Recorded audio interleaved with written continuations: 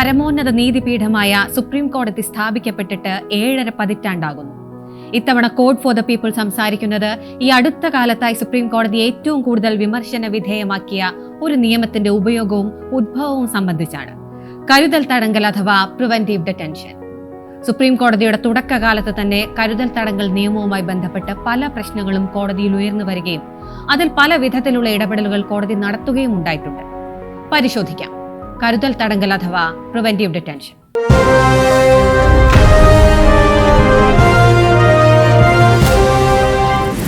കരുതൽ തടങ്കൽ അപരിഷ്കൃത നടപടിയാണ്.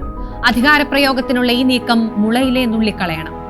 ഒരാൾ ചെയ്ത കുറ്റത്തിനുള്ള ശിക്ഷ എന്ന നിലയ്ക്കല്ല, കുറ്റം ചെയ്യാതിരിക്കാനുള്ള നടപടി എന്നതാണ് കരുതൽ തടങ്കലിന്റെ അടിസ്ഥാന തത്വം. കരുതൽ തടങ്കലിലെ എല്ലാ നിയമങ്ങളും കഠിനമാണ്. വിചാരണ കൂടാതെ തടങ്കലിലാക്കുന്നത് കൊണ്ട് തന്നെ അത് വ്യക്തി സ്വാതന്ത്ര്യം ഹനിക്കുന്നു. ഈ അടുത്ത കാലത്തായി കരുതൽ തടങ്കൽ അഥവാ പ്രിവന്റീവ് ഡിറ്റൻഷന്റെ ദുരുപയോഗത്തിനെതിരായ സുപ്രീം കോടതി ഇടപെടലുകളിൽ ചിലത് മാത്രമാണിത്. സംസ്ഥാനങ്ങളും കേന്ദ്രവും തന്നിഷ്ടപ്രകാരം ഓരോ ചട്ടങ്ങളും പാലിക്കാതെ ഉപയോഗപ്പെടുത്തി വരുന്ന ഈ നിയമം യഥാർത്ഥത്തിൽ എന്താണ്? അത് നിഷ്പ്രയാസം ഉപയോഗിക്കാൻ ഭരണകൂടങ്ങൾക്ക് അധികാരം ലഭിക്കുന്നത് എങ്ങനെയാണ്?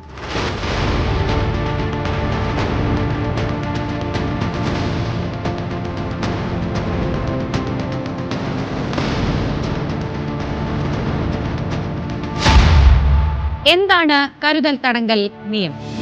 കോടതിയുടെ വിചാരണയോ ശിക്ഷയോ കൂടാതെ ഒരു വ്യക്തിയെ തടങ്കലിൽ വയ്ക്കുന്നതിനെയാണ് കരുതൽ തടങ്കൽ എന്ന് പറയുന്നത്. ഒരു ക്രിമിനൽ പ്രവൃത്തി നടത്തുകയോ സമൂഹത്തിന് ദോഷം വരുത്തുകയോ ചെയ്യുമെന്ന സംശയത്തിന്റെ അടിസ്ഥാനത്തിലാണ് അയാളെ കരുതൽ തടങ്കലിൽ വെക്കുന്നത്. ഈ നിയമപ്രകാരം ക്രിമിനൽ കുറ്റം ചെയ്തതായി സംശയിക്കുന്ന ആരെയും കസ്റ്റഡിയിലെടുക്കാൻ പോലീസിന് അധികാരമുണ്ട്. അതിന് വാറന്റോ മജിസ്ട്രേറ്റിന്റെ അനുമതിയോ ആവശ്യമില്ല. കൊളോണിയൽ നിയമവ്യവസ്ഥയുടെ ഭാഗമായിരുന്നു കരുതൽ തടങ്കൽ നിയമം. ആശ്ചര്യകരമെന്ന് പറയട്ടെ, ലോകത്തെ ഏറ്റവും വലിയ ജനാധിപത്യ രാജ്യത്ത് അത് ഒഴിച്ചു കളഞ്ഞൊരു നിയമനിർമ്മാണത്തിന് നമ്മുടെ ഭരണഘടനാ നിർമ്മാതാക്കൾക്ക് സാധിച്ചില്ല. 4 കാരണങ്ങളുടെ ഭാഗമായി മാത്രമാണ് കരുതൽ തടങ്കൽ നിയമം ഉപയോഗിക്കാനാകുക. അതിലൊന്ന്, സംസ്ഥാന സുരക്ഷയെ ബാധിക്കുന്ന പ്രശ്നങ്ങളിൽ. 2, പൊതുക്രമത്തെ ബാധിച്ചാൽ. 3, രാജ്യത്തിന്റെ പ്രതിരോധ സംവിധാനങ്ങളെ ബാധിക്കുന്നുവെന്ന് കണ്ടെത്തിയാൽ. 4, വിദേശകാര്യ മന്ത്രാലയത്തിന്റെയോ രാജ്യത്തിന്റെയോ സുരക്ഷയെ ബാധിച്ചാൽ. കരുതൽ തടങ്കൽ നിയമം ഭരണഘടനയിൽ ഉൾപ്പെടുത്തിയിട്ടുള്ള ഏക ജനാധിപത്യ രാജ്യമാണ് ഇന്ത്യ. ലോകത്ത് ഒരു ജനാധിപത്യ രാജ്യവും കരുതൽ തടങ്കൽ നിയമം ഭരണഘടനയുടെ അവിഭാജ്യ ഘടകമാക്കിയിട്ടില്ല. പല വികസിത രാഷ്ട്രങ്ങളിൽ പോലും നിയമം ഉപയോഗിച്ചു വരുന്നു പോലുമില്ല. എന്തിന്, ലോക യുദ്ധങ്ങളിൽ നേരിട്ട് പങ്കെടുത്ത രാഷ്ട്രങ്ങൾ പോലും കരുതൽ തടങ്കൽ നിയമം പ്രാവർത്തികമാക്കാൻ തയ്യാറായിട്ടില്ല. 1971 അയർലൻഡിലുടനീളം കൊലപാതകങ്ങളും സംഘർഷങ്ങളും വ്യാപിച്ച ഘട്ടത്തിൽ അവിടെ കരുതൽ തടങ്കൽ നിയമം കൊണ്ടുവരാൻ തീരുമാനിച്ചു. പക്ഷെ വളരെ പെട്ടെന്ന് തന്നെ അത്തരമൊരു ആക്ട് കൊണ്ടുവരേണ്ടതിന്റെ ആവശ്യമുണ്ടോ എന്ന് അന്വേഷിക്കാനായി ഒരു കമ്മിറ്റിയെ നിയോഗിച്ചു. ആ കമ്മിറ്റിയുടെ റിപ്പോർട്ടിൽ പറയുന്നത് ഇങ്ങനെയായിരുന്നു: ഏതൊരു ജനാധിപത്യ സംവിധാനത്തിലും ഏറ്റവും തീവ്രമായ സാഹചര്യത്തിൽ മാത്രമേ കരുതൽ തടങ്കൽ നിയമം ഉപയോഗിക്കാൻ പാടുള്ളൂ. അത് പരമാവധി സംയമനത്തോടെയും കൃത്യതയോടെയും മാത്രമേ ഉപയോഗിക്കാനും പാടുള്ളൂ. ഇന്നും വിരലിലെണ്ണാവുന്ന രാഷ്ട്രങ്ങളിൽ മാത്രമേ കരുതൽ തടങ്കൽ നിയമം പ്രാബല്യത്തിലുള്ളൂ. അതിലൊന്ന് ലോകത്തിലെ ഏറ്റവും വലിയ ജനാധിപത്യ രാജ്യമായ ഇന്ത്യയാണ്. 1947 ഇന്ത്യ സ്വതന്ത്രമായി. 1950 രാജ്യത്തിന്റെ ഭരണഘടനയും അംഗീകരിക്കപ്പെട്ടു. ഇന്ത്യൻ ഭരണഘടനയുടെ നിർമ്മാതാക്കൾ ഏറ്റവും അധികം പുലിവാല് പിടിച്ച് നടപ്പിലാക്കിയ നിയമമാണ് കരുതൽ തടങ്കൽ നിയമം. 1950 സർദാർ വല്ലഭായ് പട്ടേലാണ് കരുതൽ തടങ്കൽ നിയമം പാർലമെന്റിൽ അവതരിപ്പിക്കുന്നത്.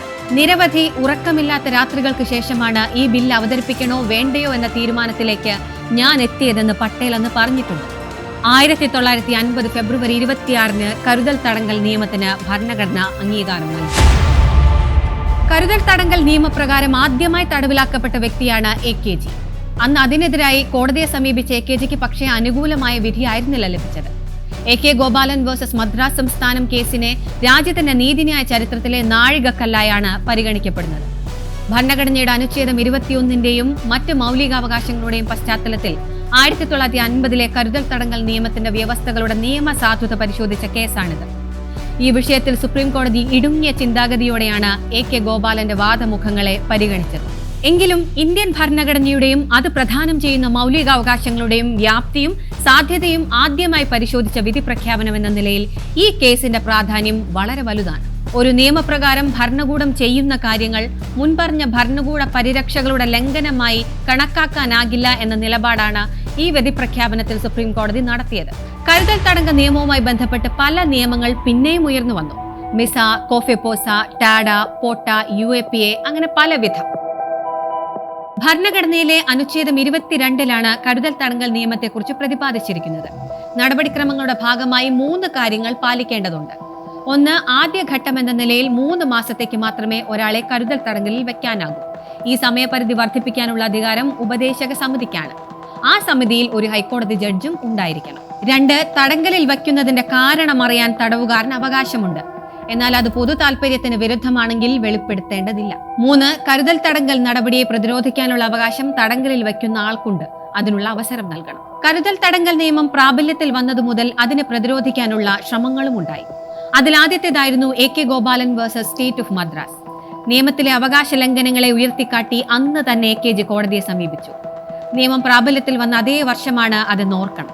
വളരെ വർഷങ്ങൾക്കിപ്പുറം AKGയുടെ പ്രസ്ഥാനം അധികാരത്തിലുള്ള കേരളത്തിൽ കരുതൽ തടങ്കൽ അനിയന്ത്രിതമായി ചുമത്തുന്ന സ്ഥിതിവിശേഷത്തിനെതിരെ പ്രതിപക്ഷ നേതാവ് VD സതീശൻ നിയമസഭയിൽ പറഞ്ഞത് ഇങ്ങനെയാണ്: കരുതൽ തടങ്കൽ നിയമവിരുദ്ധമാണെന്ന് മനസ്സിലാക്കാൻ സർക്കാർ AKGയുടെ ആത്മകഥ വായിക്കണം.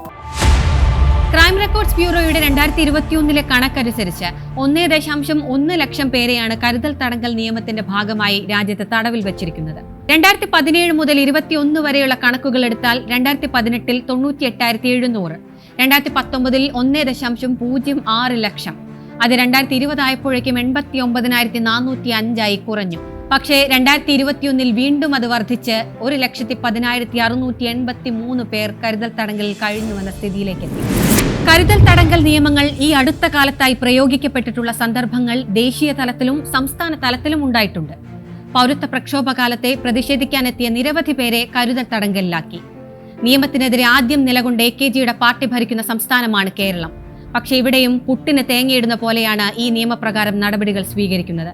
ഇങ്ങനെ കരുതൽ തടങ്കൽ നിയമം കേന്ദ്ര സർക്കാരും സംസ്ഥാന സർക്കാരും തോന്നും പോലെ ഉപയോഗിച്ചു വരുന്നതിനെതിരെ പല ഘട്ടങ്ങളിൽ സുപ്രീം കോടതി ഇടപെടലുകൾ ഉണ്ടായി.